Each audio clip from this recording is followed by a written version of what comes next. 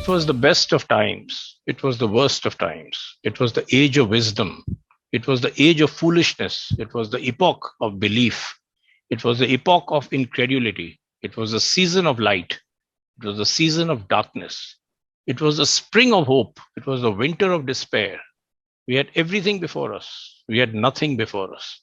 We were all going direct to heaven. We were all going direct the other way. A lot of Thank you. contradictions here. Thank you. Mhm. And that's exactly the point. Have people recognized from where this line has been taken? It's obviously there on the screen. Yeah, Tale of Two It's Cities by that's it, Charles Dickens. Charles Dickens. Yes, it is basically to do with the French Revolution and the kind of chaos that existed in Europe and what they thought at that time was the conscious world, not realizing that there is a world beyond there. And that's exactly what I thought that each one of us would be wondering, that these contradictions are assailing us every day, right? So again, if you see the screen now, you will perhaps recognize there is a photograph on the left which will immediately take you to a war zone. There are wars going on. Obviously, the one that's currently engaging all of us is the one in Ukraine. But then there's been decimation going on in various parts of the world, and people are getting ready to decimate each other as we speak. We ourselves are at the receiving end of very dire threats of trying to decimate the way in which we think and believe we are as a country or as a people. In the middle, you see this whole situation of what I would imagine you would guess, these forest fires, glaciers, and the North Pole, and the poles melting, large, issues there. Our freshwater supplies mingling with the salty waters of the oceans, and none of us are realizing what to do. Super cyclones and hyper hurricanes. You have the flooding that takes place, overheating and famine. And then right next to it, we have a bunch of people who thinks none of this is all around and just, coming out and protesting, seriously protesting, because their basic bread and butter is at stake and they need to be recognized. So what you see below there are two graphs. And in the last couple of months, you've seen the way in which sunflower oil, a price of sunflower oil has scooted twice to what it was about a year and a half ago, and maybe 3 times what it was 2 years ago. And on the other side, you've seen that there is another interesting oil called the crude oil, which is the energy source for most of our economies. And the way that has been, rising post the dip it had in 2020 when the world had to, stop for a while. So this is where I thought was a very typical situation where things are really not normal for all of us. And if we think it's normal, well, we are very lucky. Basically, what it's doing is that all around us, the world, the globe that we live in, something is not moving in the right direction. It's basically this whole need for growth that is typified by these particular, what is typified on this graph. We all know that unless you grow, unless things move, you don't really get progress.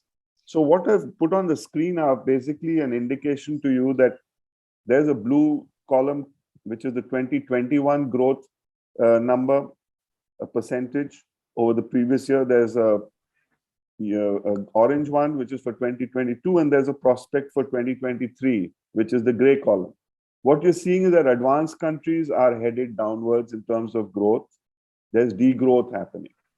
There is the emerging economies into which India, of course, is part of that particular group. There has been a substantial drop.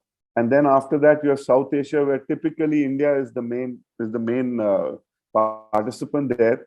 Though we are growing much more than the rest of the world, it's basically a downward trend. What does this mean? That there are economies around us which are not growing. People there are definitely facing something, and we must be conscious of that. So basically what it says is, then this is World Bank actually, telling us is that India is edging down to a 7.5%, and now it's already been, mentioned more recently to go to another 0.5% down uh, in the 22-23 period, with headwinds from rising inflation, supply chain disruptions, and geopolitical tensions, which are offsetting buoyancy in the recovery of services consumption from the pandemic. So this is the basic macro scene, that there is something going the other way.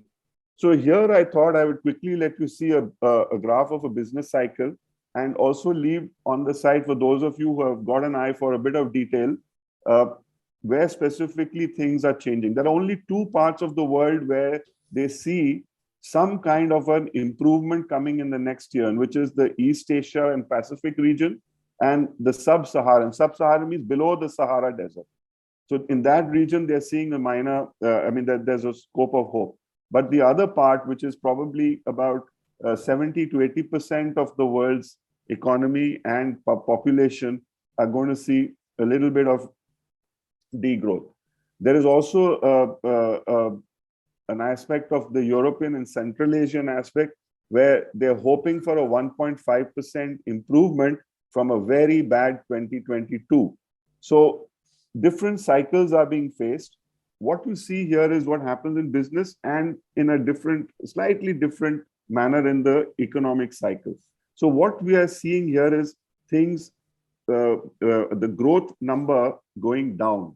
So on this, what you can see is a kind of a phase of recession. What you're hoping for is that there is no depression, because when it comes to depression, then the world goes through something really serious, and typically it's only a serious war that pulls you out of it.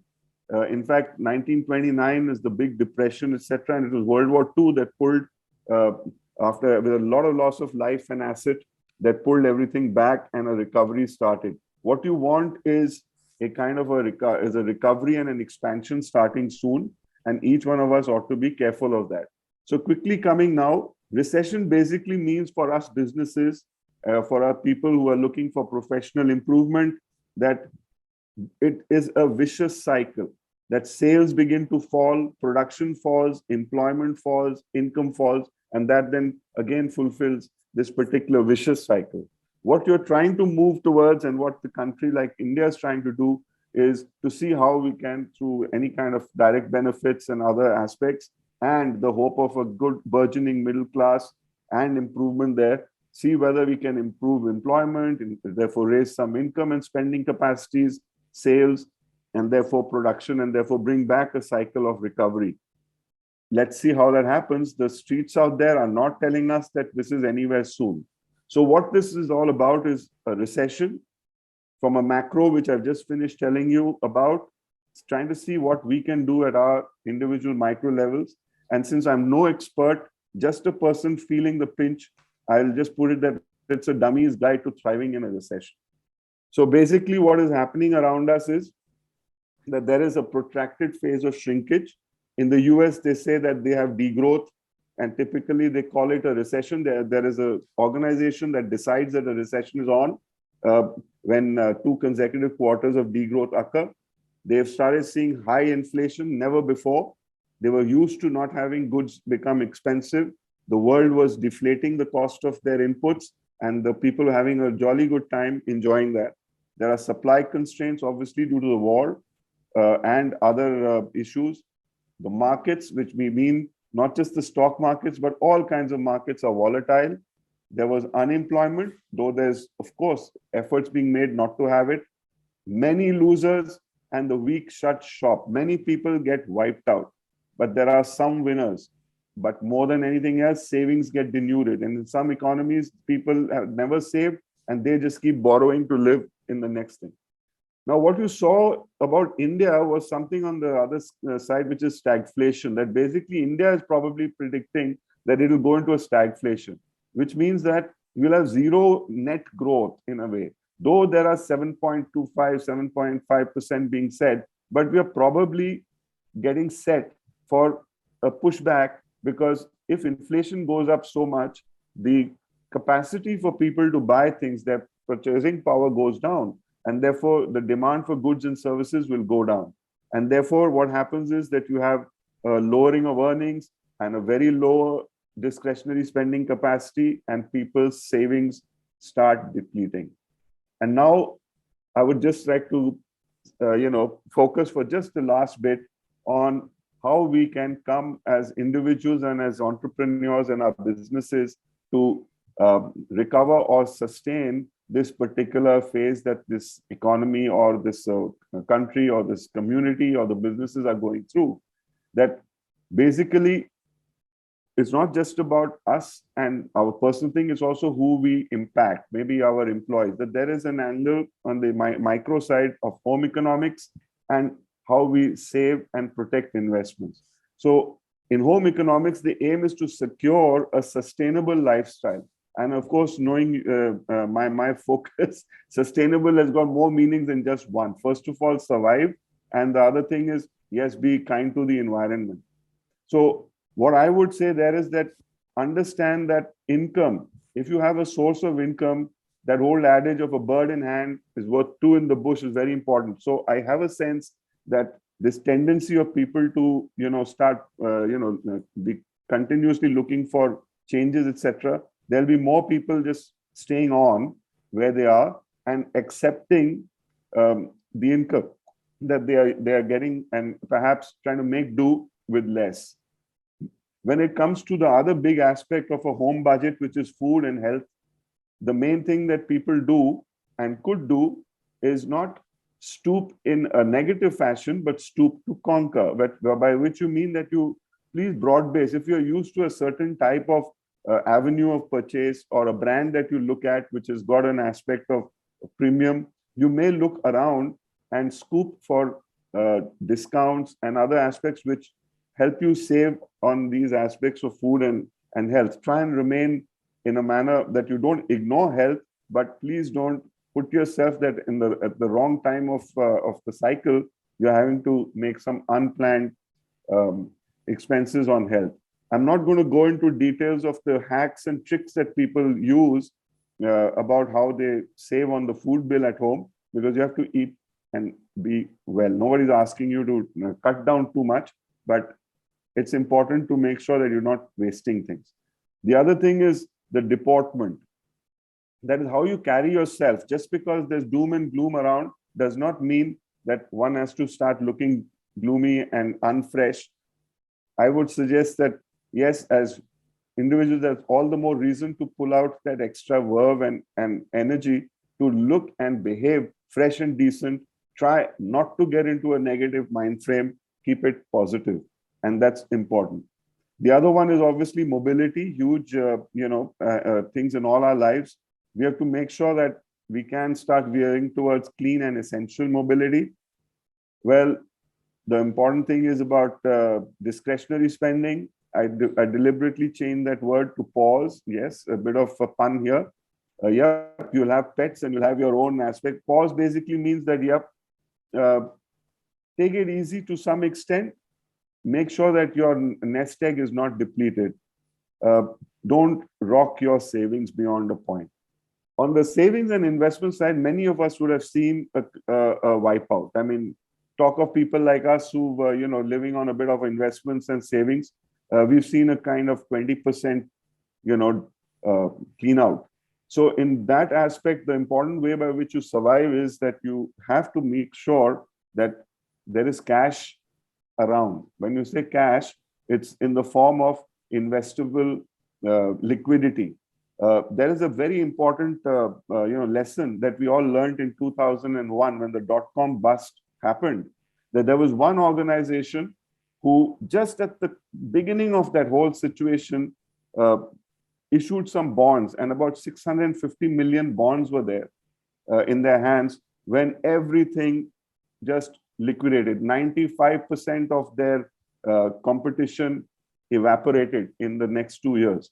And that company today is one of the world's largest companies. That's Amazon.com. Basically because they had cash to sustain. They were just a bookseller, and then they started selling everything else because they had cash.